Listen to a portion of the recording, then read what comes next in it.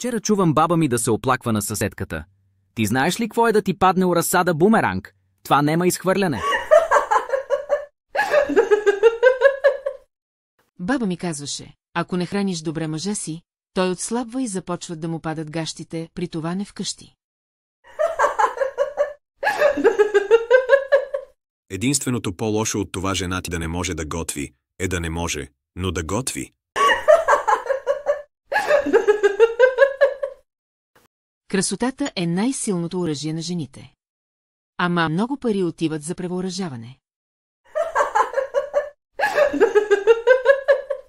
Ако един мъж сам чисти, пере и готви, значи той е мръсник, търси жените само за да върти любов.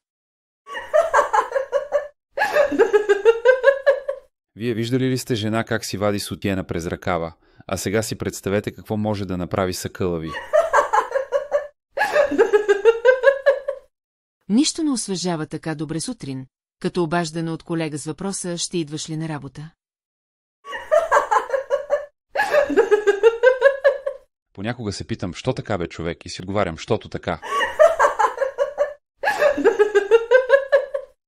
Ако видиш непозната, хубава жена да ти маха от балкона, най-вероятно мие прозорците.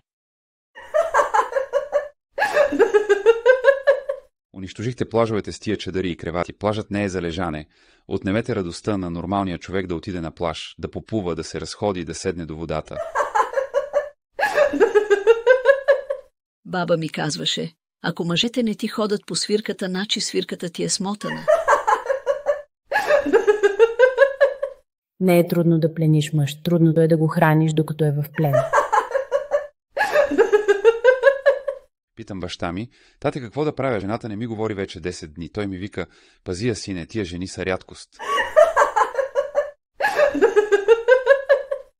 Много неща имат повече от едно предназначение. Например, надуваемата жена ще ви помогне да преживеете не само самотата, но и наводнение.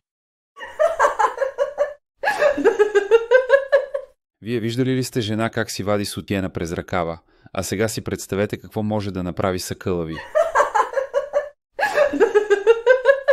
Откакто ме уволниха, се чувствам отново на 18. Ни работа, ни гадже, ни пари. Когато на лицето на жената има килогрим, не било кой знае какво. Ама ако на лицето на мъжа има петно от червило, вече е края на света.